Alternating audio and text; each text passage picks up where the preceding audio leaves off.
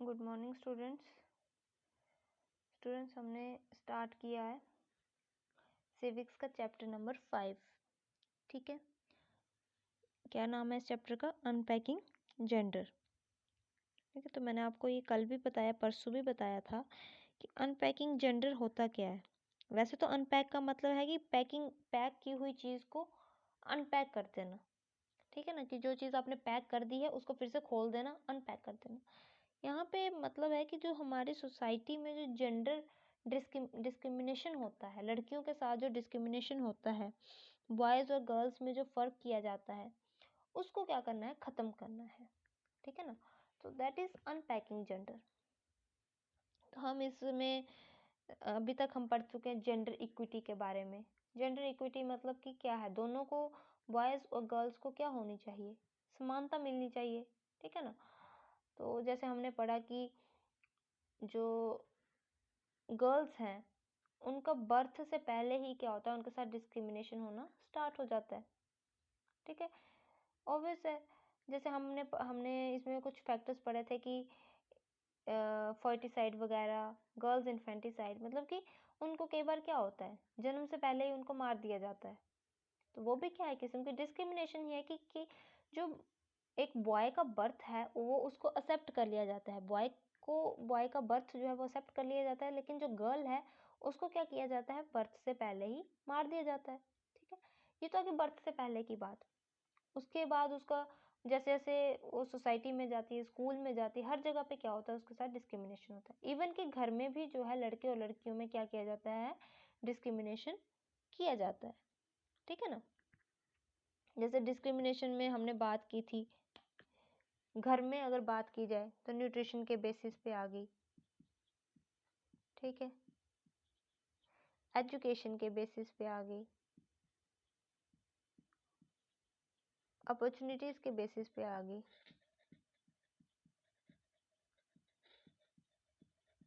ठीक है ना, इन सभी बेसिस पे क्या किया जाता है? उनके साथ डिस्क्रिमिनेशन किया जाता है। जैसे अगर घर में एक लड़का है, एक लड़की है, तो अब तो खैर सोसाइटी काफ़ी ज़्यादा डेवलप हो चुकी है, लेकिन फिर भी कहीं ना कहीं ये डिस्क्रिमिनेशन जो है वो होती ही होती हैं।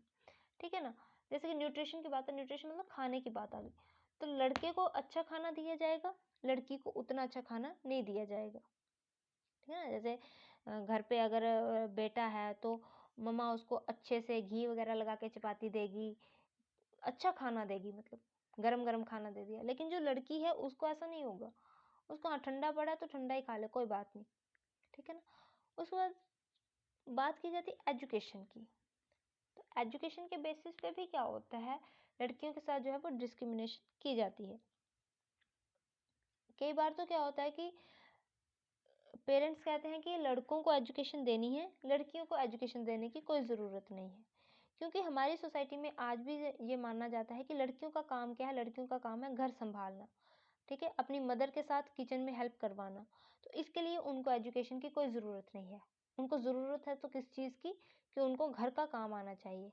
एजुकेशन उनके पास हो या ना हो, इट डजेंट मैटर। ठीक है ना, तो अगर बाय द वे उनको कोई फैमिली अगर एजुकेशन देने के लिए राज़ी हो भी जाती कि हाँ ठीक है हम भी लड़की को एजुकेशन देंगे, तो उसके लिए जो स्कूल की सिलेक्शन होगी वो क्या होगी? अलग होगी। बेटे को अच्छे से अच्छे स्कूल में पढ़ाया जाएगा, लेकिन जो लड़की है उसको क्या करते हैं? उसको पास के किसी भी छोटे मोटे स्कूल में पढ़ने के लिए भेज देंगे। ठीक है, ये एजुकेशन की बात आ गई। उसके बाद आ जाता है अपॉर्चुनिटीज़ की बात। अपॉर्चुनिटीज़ होती है किसी को मौका देना, किसी चीज़ कोई काम करने का मौका देना। तो लड़कियों को जो है इतनी अपॉर्चुनिटीज़ नहीं दी जाती हैं। ठीक है ना, जैसे कोई जॉब है, अगर कोई पोस्ट निकलती है, तो उसमें सबसे पहले प्रेफरेंस किसको दी जाती है? लड़कों को। बेशक अगर लड़की के मार्क्स जो है वो अच्छे हैं, लेकिन फिर भी जो सबसे पहले अपॉर्चुनिटी दी जाएगी वो लड़कों को दी जाएगी। उसके बाद अगर कोई वैकेंसी बचती है, उसके बाद अगर कहीं कोई जगह बचती है, तो वहाँ पर लड़की को क्या किया जाती है? जॉब दी जाती है। अदरवाइज सबसे पहले प्रेफरेंस किसको दी जाती है? लड़कों को। ठीक है ना, तो कहते हैं कि हमारी सोसाइटी एक ऐसी सोसाइटी है जहाँ पे लड़कियों को मौके कम दिए जाते हैं, लेकिन उनसे जो एक्सपेक्टेशंस हैं वो बहुत ज़्यादा की जाती हैं। ठीक है, तो वो कहते हैं कि जो लड़कियां हैं वो इतनी एबल हैं कि वो क्या कर सकती हैं, अपनी जो अर्निंग है वो खुद अर्न कर सकती हैं, खुद कमा सकती हैं, खुद अपनी लाइफ चला सकती हैं। ठीक है ना। तो कहते हैं कि अगर आज के टाइम में हम ये बात करते हैं कि लड़के और लड़कियां दोनों ही बराबर हैं, तो उन दोनों को सेम अपॉर्चुनिटी दी जानी चाहिए, दोनों को सेम चांस दिया जाना चाहिए कोई काम करने का, ताकि दोनों क्या कर सकें, बराबर कंट्रीब्यूट कर सकें सोसाइटी को डेवलप करने में। ठीक है ना। अगर लड़कों को जो मौका दिया जाता है वही सेम मौका लड़कियों को भी दिया जाना चाहिए। ठीक है। उसके बाद ये आ जाता है, सेम बात वही आ गई कि लड़कियों को जो है वो अपने डेवलपमेंट के लिए सही अपॉर्चुनिटी नहीं दी जाती है। ठीक है। लेकिन अगर दी जाए, अगर उनको सही अपॉर्चुनिटी दी जाए, अगर उनको मौका दिया जाए, तो वो भी क्या कर सकती हैं, सोसाइटी को डेवलप करने में बहुत ज़्यादा कंट्रीब्यूशन दे सकती हैं। ठीक है ना, बहुत ज़्यादा कंट्रीब्यूट कर सकती हैं। तो कहते हैं, उसके बाद उन्होंने एक बात और कही कि जो विमेन हैं ये भी क्या है, बहुत ज़्यादा इंटेलिजेंट हैं, हार्ड वर्क हैं और पढ़ी लिखी हैं।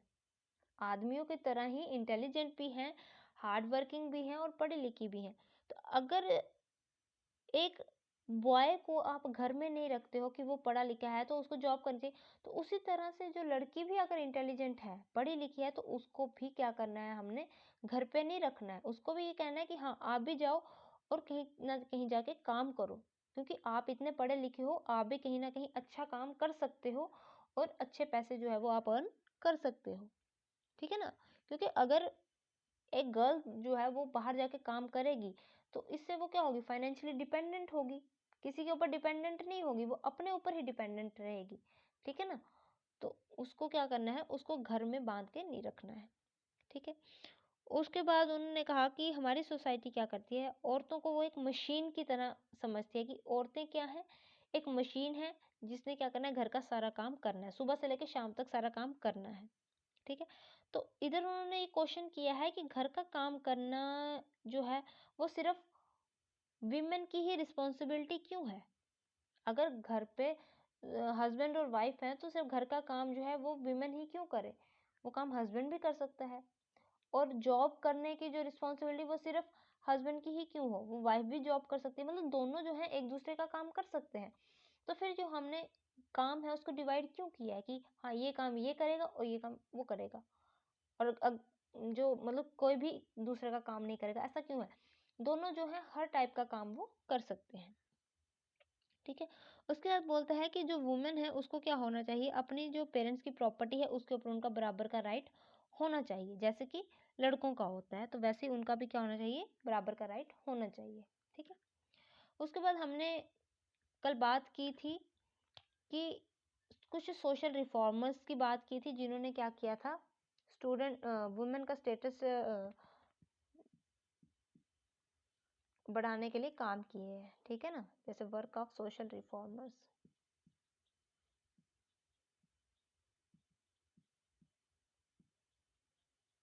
सोशल रिफॉर्मर्स के काम के बारे में हमने कल बात की थी। जैसे कुछ रिफॉर्मर्स आ गए हमारे पास, राजा राम मोहन रॉय, ईश्वर चंद्र विद्यासागर,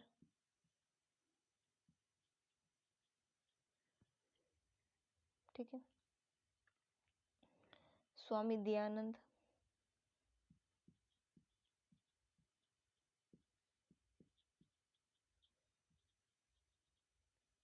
ठीक है, और भी बहुत से हुए हैं सोशल रिफॉर्मर।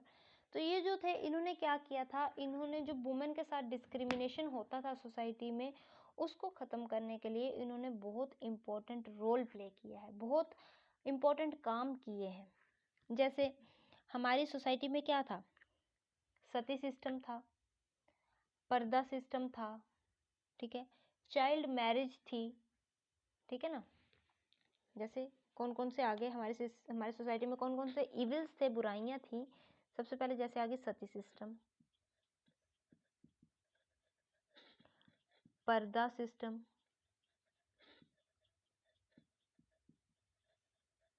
Child marriage.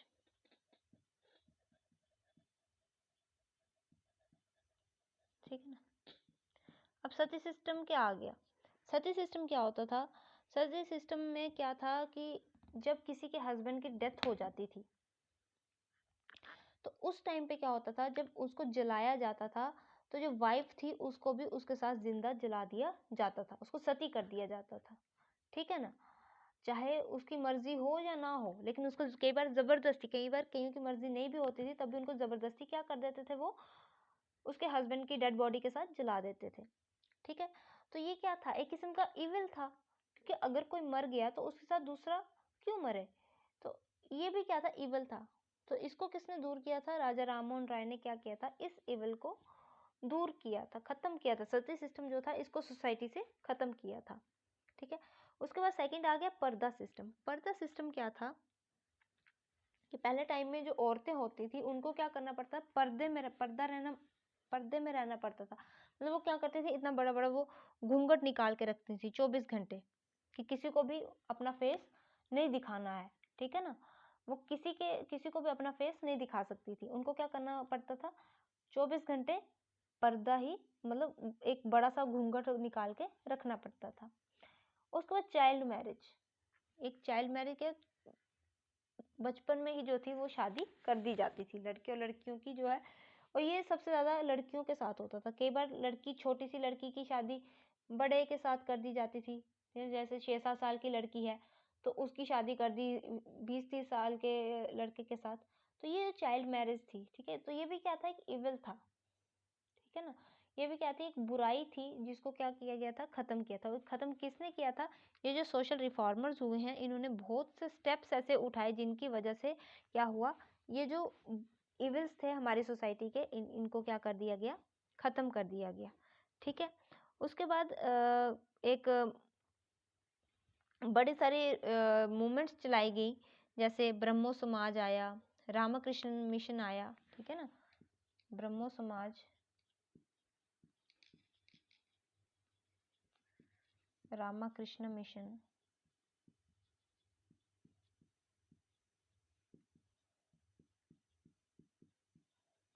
ठीक है। तो इन्होंने भी क्या किया, इन्होंने भी जो वुमेन थी उनकी कंडीशंस को इम्प्रूव करने के लिए बहुत सारी मूवमेंट्स चलाई, ठीक है। बहुत सारी मूवमेंट्स इन्होंने चलाई ताकि वुमेन की जो कंडीशन है सोसाइटी में वो इम्प्रूव हो सके। इन्होंने क्या किया, स्कूल्स स्टार्ट किए,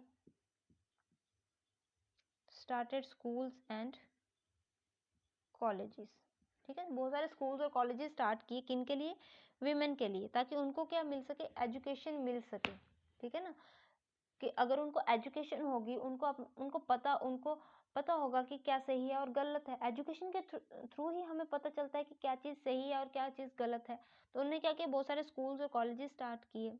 जो औरतें विडो थी, विधवा थी, उनको उनको दूसरी शादी करने के लिए कहा, ठीक है ना। एक सिस्टम चलाया कि वो क्या कर सकती थी, दूसरी शादी कर सकती थी, ठीक है। उसके बाद पर्दा सिस्टम को उन्होंने ख़त्म किया, चाइल्ड मैरिज को ख़त्म किया, सती सिस्टम को ख़त्म किया, ठीक है ना। मतलब उन्होंने क्या कि बहुत सारे एफर्ट्स किए इन सिस्टम को ख़त्म करने के लिए, और उनके जो एफर्ट्स थे उन्होंने बहुत ज़्यादा इम्प्रूवमेंट लाई, किसमें, जो वुमेन की जो पोजीशन थी सोसाइटी में उसको बहुत ज़्यादा इम्प्रूव किया, ठीक है ना।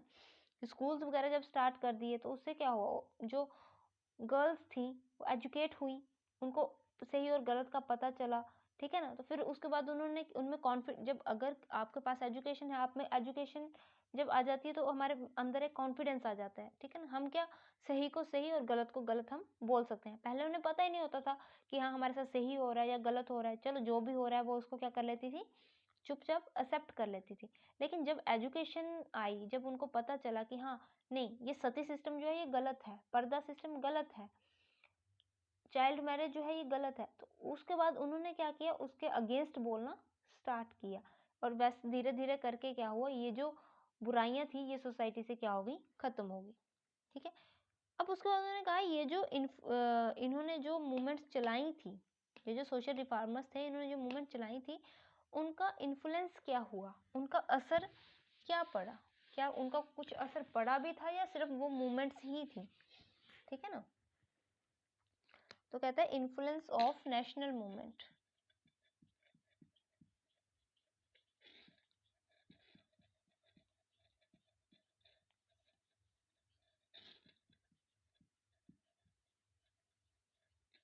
इन नेशनल मूवमेंट्स का क्या इन्फ्लुएंस हुआ, क्या असर पड़ा।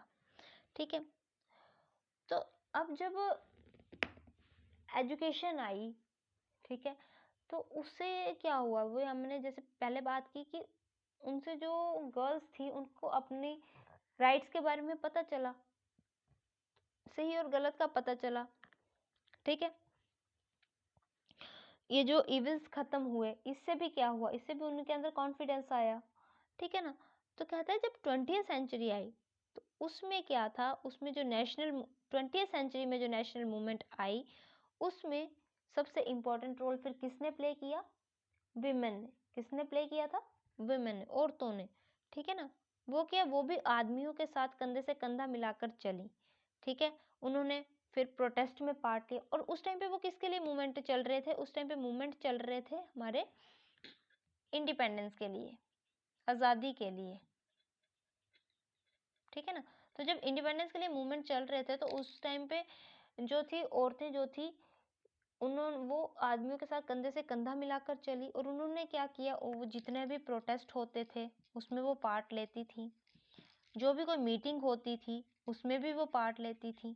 ठीक है ना, उसमें उन्होंने क्या किया, जो फॉरेन गुड थे उनको बायकॉट किया।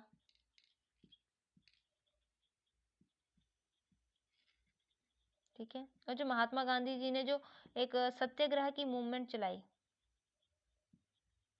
उसमें भी क्या किया, वुमेन ने बहुत ज़्यादा नंबर में पार्ट लिया। ठीक है, उस टाइम पे जब वो मूवमेंट में पार्ट लेते तो ये थोड़ी था, उस टाइम पे जब फिर क्या होते थे, उनके ऊपर लाठियां भी चलाई जाती थी पर वो पीछे नहीं हटती थी। वो क्या, उन्होंने उसको भी फेस किया। अगर कोई गोली वगैरह चलाई जाती थी वो उसको भी फेस करती थी। मतलब वो क्या करती थी, बड़ी बहादुरी के साथ उन्होंने इन सब चीज़ों में पार्ट लिया। वो डरती नहीं थी, क्योंकि जब कॉन्फिडेंस उनके अंदर आ गया तो वो किसी चीज़ से डरती नहीं थी। वो क्या करती थी, बोल्डली उसमें पार्ट लेती थी। और उनको जेल भी जाना पड़ा। ठीक है ना, फिर 20th सेंचुरी में जो उसके बाद वो उनको पॉलिटिकल पोजीशन भी मिली। ठीक है ना, पॉलिटिकल पोजीशन पे भी जो थी औरतें थी उस टाइम पे। तो कहते जो उस टाइम पे पॉलिटिकल लीडर्स थी, जो औरतें जो पॉलिटिकल लीडर्स थी उन्होंने क्या किया, जो इंडियन वुमेन्स थी उनको जागरूक किया, उनको उनके राइट्स के बारे में बताया। ठीक है ना, तो सबसे प्रोमिनेंट सबसे फेमस जो वुमेन लीडर थी वो कौन कौन सी थी, वो एक आ गई हमारी एनी बिसेंट, सरोजिनी नायडू,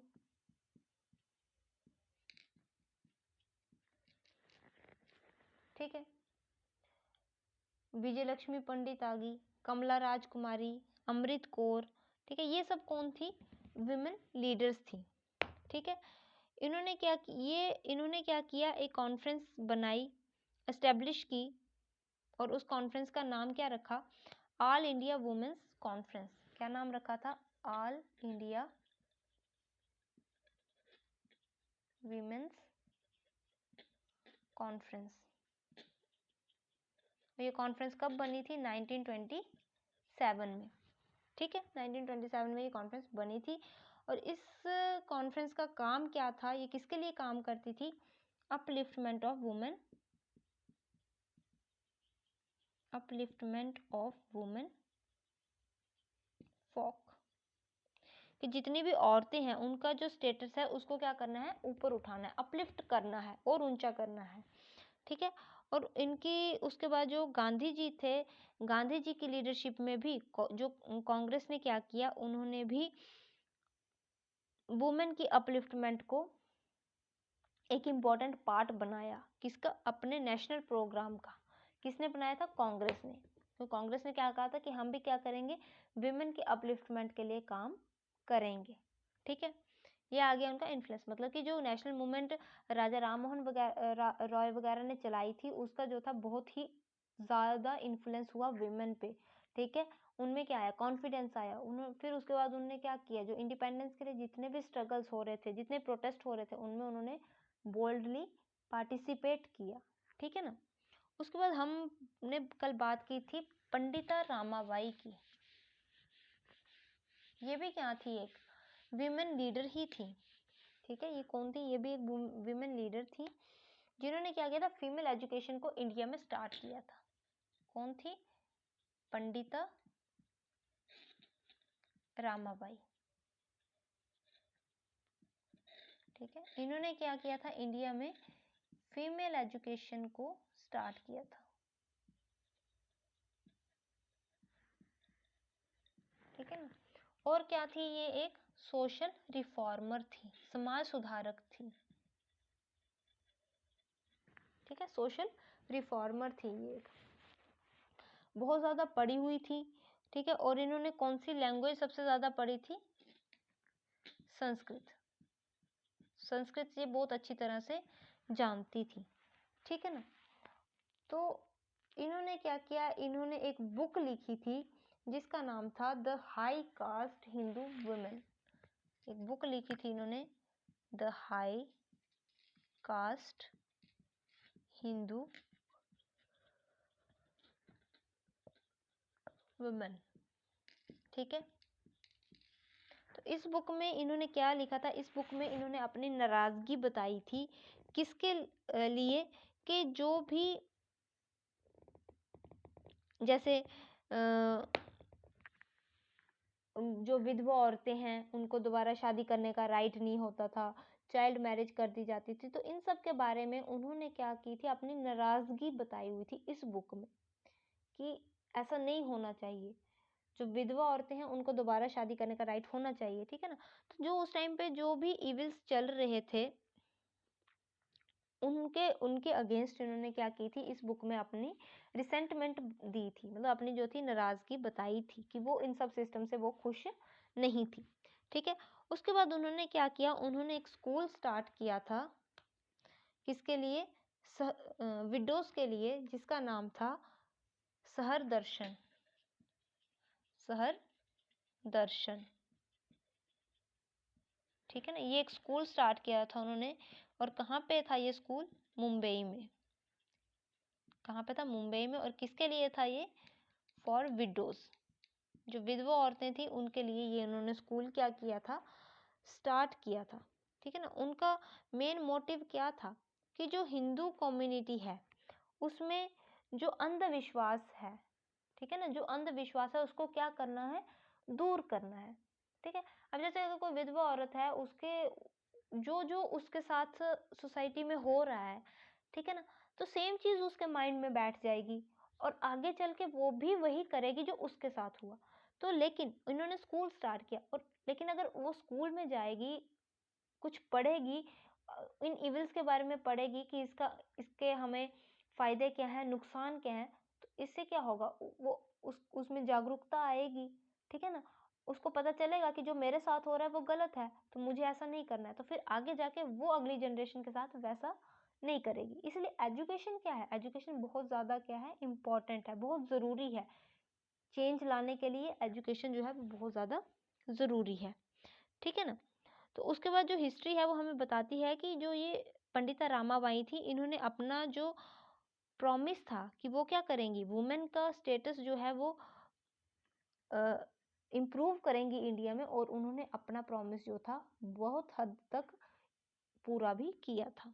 ठीक है, उनको पंडिता का टाइटल दिया गया था। पंडिता जो था ये इनको एक टाइटल दिया गया था, और टाइटल क्यों दिया गया था, क्योंकि वो क्या कर सकती थी, संस्कृत को लिख भी सकती थी और बहुत अच्छी तरह से पढ़ भी सकती थी।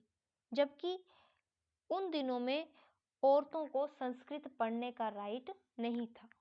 ठीक है ना, क्योंकि उस टाइम पे क्या थी, जैसे गुरुकुल वगैरह होते थे, तो जो ब्राह्मण वगैरह होते थे वो कहते थे कि संस्कृत, सबसे पहले तो स्कूल ही नहीं जाना, लड़कियों ने स्कूल ही नहीं जाना, और अगर कोई चली भी गई तो उसको संस्कृत नहीं पढ़ाते थे। संस्कृत वो कहते थे ये सिर्फ ब्राह्मणों को का राइट है पढ़ने का, जो ब्राह्मण है वही संस्कृत पढ़ेंगे, क्योंकि उनको आगे जाके पंडित बनना है, तो ब्राह्मण ही संस्कृत पढ़ सकते थे। लेकिन ये जो रामाबाई थी, इन्होंने क्या किया, इन्होंने संस्कृत पढ़ी, और ये संस्कृत बहुत अच्छी तरह से पढ़ भी सकती थी, लिख भी सकती थी, और इसलिए इनको क्या किया गया था, इनको पंडिता का टाइटल दिया गया था। ठीक है, ये हमने कल पढ़ा था। उसके बाद हम पढ़ेंगे इनके कुछ कॉमन कॉन्सेप्ट्स थे। इनके क्या कॉमन कॉन्सेप्ट्स थे जिनके ऊपर इन्होंने बात की है।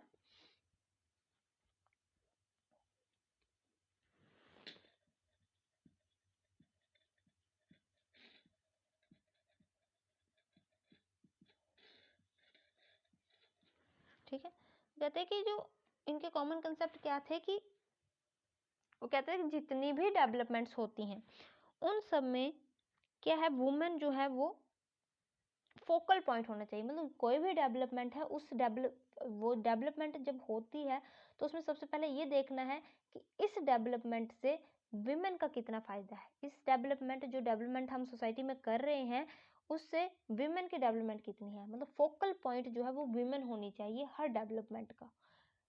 फोकल पॉइंट मतलब उसका सेंटर पॉइंट, ठीक है ना। वुमेन को देख के ही कोई भी डेवलपमेंट प्रोग्राम जो है वो इम्प्लीमेंट होना चाहिए। और ऐसा क्यों होना चाहिए, उन्होंने कहा था कि विमेन फोकल पॉइंट क्यों होनी चाहिए, क्योंकि जो विमेन है वो, क्योंकि सोसाइटी कहता है कि जो विमेन है वो उनका रोल क्या है, उनका रोल एज अ मदर भी है, ठीक है ना। तो कहता है कि जो बच्चे हैं उनको वो सबसे ज़्यादा किसके क्लोज होते हैं, अपनी मदर के, ठीक है ना। उनका जो माइंड है उसको मोल्ड कौन करती है, उनकी माँ करती है, ठीक है। और उनको बेसिक एजुकेशन भी कौन देती है, उनकी मदर ही देती है। बच्चे को बेसिक एजुकेशन कौन देता है, टीचर तो बाद में देता है, सबसे पहले उसको बेसिक एजुकेशन उसके घर से मिलती है। और सबसे पहली एजुकेशन जो है बच्चे को अपनी माँ से मिलती है, ठीक है ना। तो एक पढ़ी लिखी जो मदर होगी, अगर कोई मदर वो पढ़ी लिखी है तो इसका मतलब क्या है कि उसके जो बच्चे हैं वो भी क्या होंगे, पढ़े लिखे ही होंगे, वो भी वेल एजुकेटेड ही होंगे, ठीक है ना। तो इसीलिए उन्होंने कहा कि एक जो कोई भी चेंज है, ठीक है,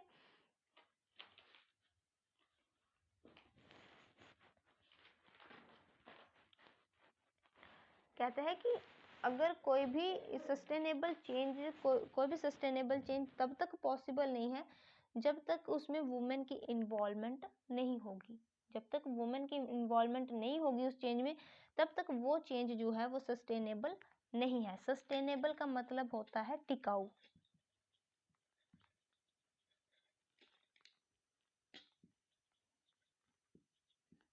सस्टेनेबल होती है टिकाऊ, मतलब वो अगर वुमेन की उसमें इन्वॉल्वमेंट नहीं है तो वो जो चेंज सोसाइटी में आई वो कुछ टाइम के बाद क्या हो जाएगी, फिर से चेंज हो जाएगी, वो परमानेंट नहीं रहेगी।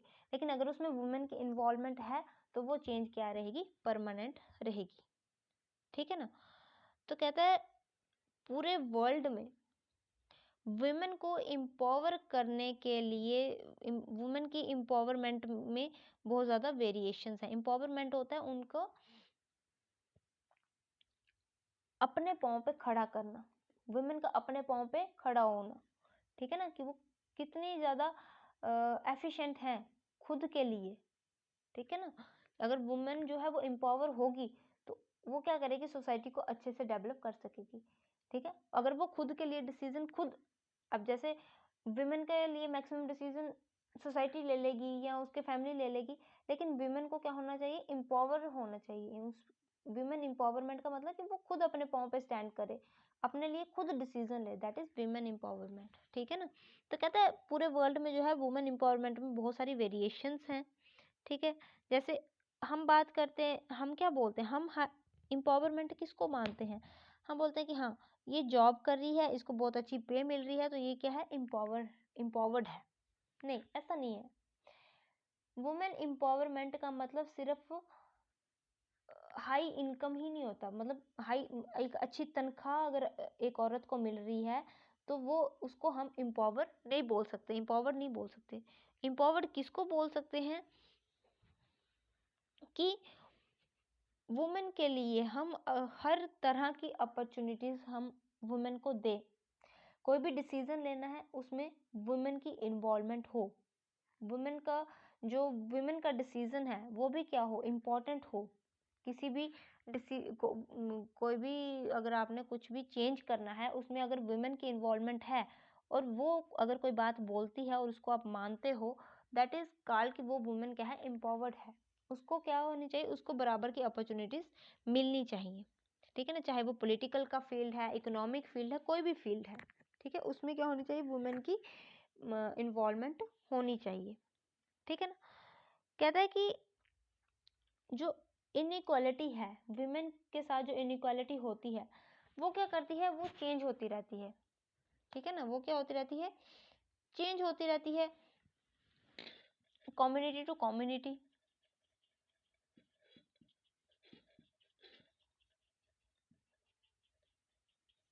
ठीक है ना, रेस टू रेस, ठीक है। उसके बाद आ जाता है रीजन टू रीजन,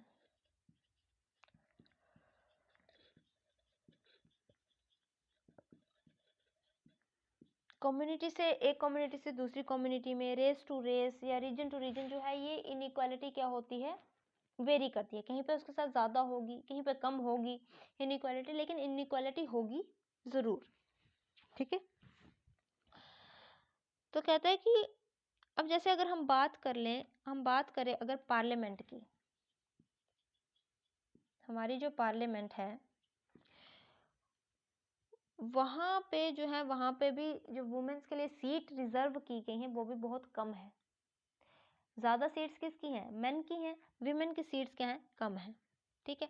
वैसे अगर हम ऑफिसेज की बात करें तो ऑफिसेज में भी आप किसी भी ऑफिस में चल जाओ, वहाँ पे औरतें जो होंगी वो बहुत कम होंगी, लेकिन आदमी जो होंगे ज़्यादा होंगे। तो इस यहाँ पे क्या है, डिस्क्रिमिनेशन ही है, क्योंकि बहुत कम औरतों को जो है वो ये मौका मिलता है कि वो क्या कर सकें, उस अपॉर्चुनिटी को पा सकें, ठीक है ना। बहुत कम औरतों को वहाँ उस जगह पे क्या किया जाता है, अपॉइंट किया जाता है, ठीक है ना। अगर हम इंडिया की बात करें तो जो आदमियों का शेयर है, ठीक है ना, चाहे वो आदमी जो है वो चाहे इंडस्ट्री में काम कर रहे हैं, चाहे वो ऑफिस में काम कर रहे हैं, चाहे वो लेबर वर्क कर रहे हैं, ठीक है ना। तो इन सब जगहों पर जो वुमेन का शेयर है वो क्या बहुत कम है। यहाँ पर इन सभी जगहों पर क्या होंगे, अगर आप चले जाओ तो आपको ज़्यादा से ज़्यादा क्या मिलेंगे, सिर्फ आदमी ही मिलेंगे, औरतें बहुत कम मिलेंगी। तो कहते हैं कि इनका जो मेन का जो शेयर है वो बहुत ज़्यादा है इन कंपैरिजन टू वुमेन, ठीक है ना। उसके बाद अगर वही जैसे कि हमने पहले पार्लियामेंट की बात की, तो कहता है कि अगर पार्लियामेंट की ही बात की जाए तो 30% सीट्स जो है पार्लियामेंट की, 30% सीट्स, तो 30% सीट्स भी जो हैं वो वुमेन के लिए नहीं है। 100% तो बहुत दूर की बात है, 30% सीट्स भी जो है वो वुमेन को नहीं मिलती हैं पार्लियामेंट में, ठीक है ना। मतलब एक उन्होंने मूवमेंट चलाई थी कि जो वुमेन की जो रिजर्वेशन है वो 33% करनी है। जो हमारी इंडियन पार्लियामेंट है, एक एक मूवमेंट चली थी कि इंडियन पार्लियामेंट में वुमेन की जो सीट्स की रिजर्वेशन है वो कितनी होनी चाहिए, 33% होनी चाहिए। लेकिन ये मूवमेंट अब आज तक भी क्या है, सक्सेसफुल नहीं हुई है, ठीक है ना। मतलब कि जो वुमेन की जो इम्प्रूवमेंट होनी चाहिए, चाहे वो सोशल फील्ड है, चाहे वो इकोनॉमिक फील्ड है, इन सब फील्ड्स में वुमेन की इम्प्रूवमेंट के लिए अभी भी बहुत सारा काम करना जो है वो बाकी है, ताकि वुमेन का स्टेटस जो है वो इम्प्रूव हो सके। क्योंकि अगर सोशल फील्ड में, इकोनॉमिक फील्ड में या पॉलिटिकल फील्ड में अगर उसकी इम्प्रूवमेंट होगी, वुमेन की इम्प्रूवमेंट होगी, तभी तो सोसाइटी में उसकी इम्प्रूवमेंट होगी, ठीक है ना। अब जैसे एक कमीशन बनाया गया था, नेशनल कमीशन आया था वुमेन के लिए,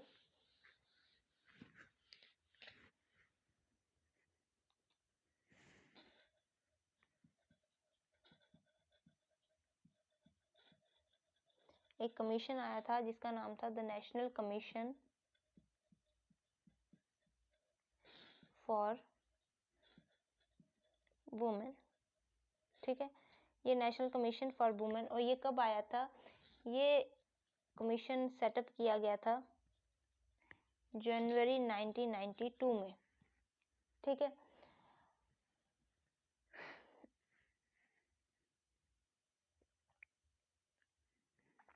ठीक है, तो इस कमीशन के अंडर क्या था कि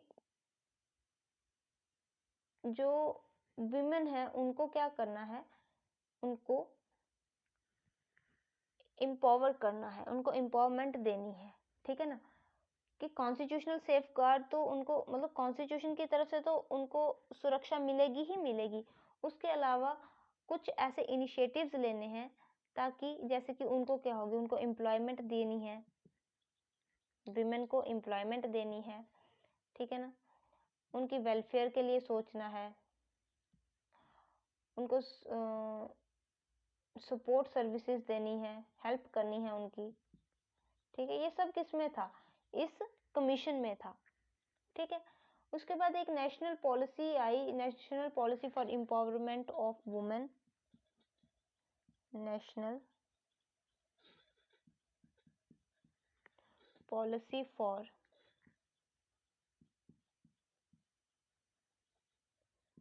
एम्पावरमेंट ऑफ वुमेन, ठीक है। ये कब आई थी, ये आई थी 2001 में। और जब ये पॉलिसी आई तो इसमें क्या हुआ, जो डिपार्टमेंट था वुमेन और चाइल्ड डेवलपमेंट का, इसने क्या किया था, बहुत ज़्यादा इम्पोर्टेंट रोल प्ले किया था, ठीक है ना। तो ये आगे कुछ जनरल कंसेप्ट के बारे में हमने पढ़ा, ठीक है। उसके बाद हम बात करेंगे, पहले हमने की थी जेंडर इक्विटी की बात, अब हम करेंगे जेंडर इनइक्वालिटी की बात, जेंडर इनइक्वालिटी,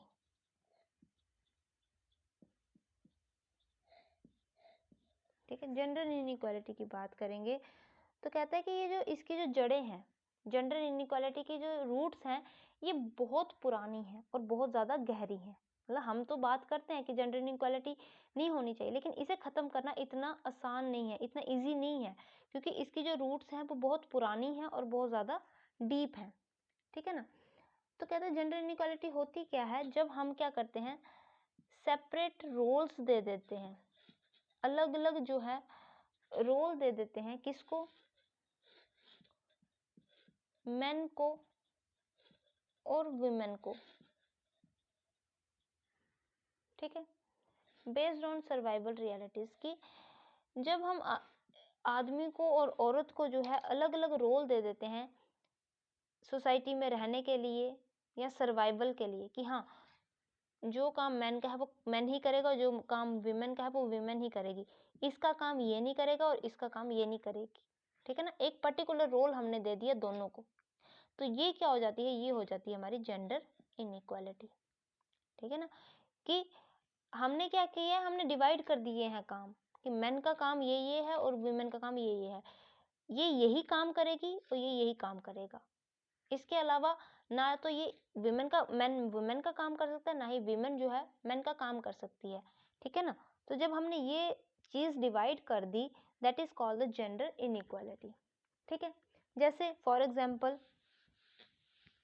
क्या हो गया, कि जैसे जो मेन है उसके लिए हमने क्या काम कर दिया, कि मेन क्या करेगा, जॉब करेगा, क्या वो बाहर जाके पैसा कमाएगा, और घर चलाने के लिए पैसा कौन कमाएगा, मेन कमाएगा।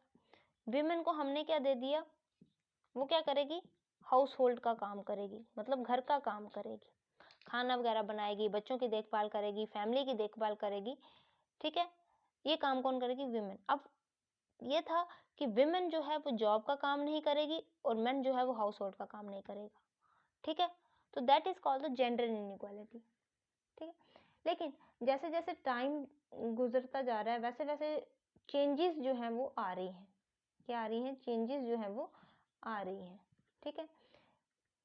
इन टर्म्स ऑफ जैसे असेस टू रिसोर्सेज, ठीक है ना, जो रिसोर्सेज हैं उनका यूज़ करने में, ठीक है। उसके बाद बेनिफिट्स में, अपॉर्चुनिटीज़ में क्या आ रही हैं, चेंजेस आ रही हैं, ठीक है ना। तो कहते हैं लेकिन इन सब के बावजूद भी जो है, जो जेंडर इनइक्वालिटी है वो आज भी जो है हर सोसाइटी में कहीं ना कहीं पाई ही जाती है, ठीक है।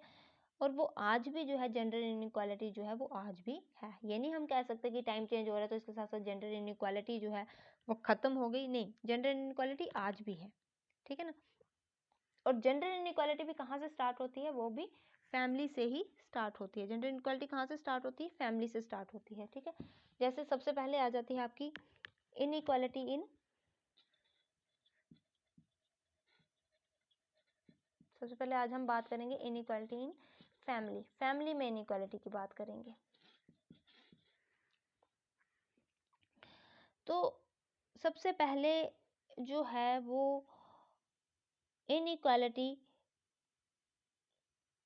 जो है वो घर से स्टार्ट होती है। वो कैसे स्टार्ट होती है कि जो पेरेंट्स होते हैं वो बेबी के बर्थ से पहले ही मतलब वो एक्सपेक्ट करते हैं बॉय, ठीक है, ना कि गर्ल। ठीक है, गर्ल से ज़्यादा क्या है, पेरेंट्स क्या एक्सपेक्ट करते हैं, वो क्या चाहते हैं, बॉय को चाहते हैं, गर्ल को नहीं चाहते। ठीक है, वो क्या करते हैं अपने, और बर्थ के बाद भी वो क्या करते हैं, बॉय और गर्ल को डिफरेंटली ट्रीट करते हैं। ठीक है ना, एक जैसा ट्रीटमेंट नहीं देते, अलग अलग ट्रीट करते हैं। ठीक है, जबकि जैसे कि जो बेटा होगा उसको बहुत अच्छी एजुकेशन दी जाएगी, बहुत अच्छी, और भी बाकी के फील्ड्स में भी उसको हर अपॉर्चुनिटी दी जाएगी कि हाँ नहीं तुम ये भी करो, तुम वो भी करो। लेकिन गर्ल्स के साथ जो है वो ऐसा नहीं होता है। उनको ना तो अच्छी एजुकेशन दी जाती है और ना ही जो है अपॉर्चुनिटीज़ दी जाती हैं। इसके अलावा क्या होता है कि उनको क्या बोला जाता है कि तुम्हें क्या सीखना है, तुम्हें घर का काम सीखना है, हाउस होल्ड वर्क सीखना है। गर्ल से बोला जाता है कि तुम्हें एजुकेशन इतनी ज़रूरी नहीं है, तुम्हें जो है घर का काम सीखना है। ठीक है, और अपने मदर की हेल्प करनी है किचन में। ठीक है, ताकि वो क्या हो सके, एक अच्छी हाउसवाइफ बन सके, गुड हाउसवाइफ्स बन सके, गुड हाउसवाइफ्स बन सके और गुड मदर्स बन सके। इसके लिए क्या एक्सपेक्ट किया जाता है कि उन्हें क्या घर का काम सीखना है। ठीक है, और इन सब से ही क्या पता चलता है, जेंडर डिफरेंस, जेंडर इनइक्वालिटी का पता चलता है। ठीक है,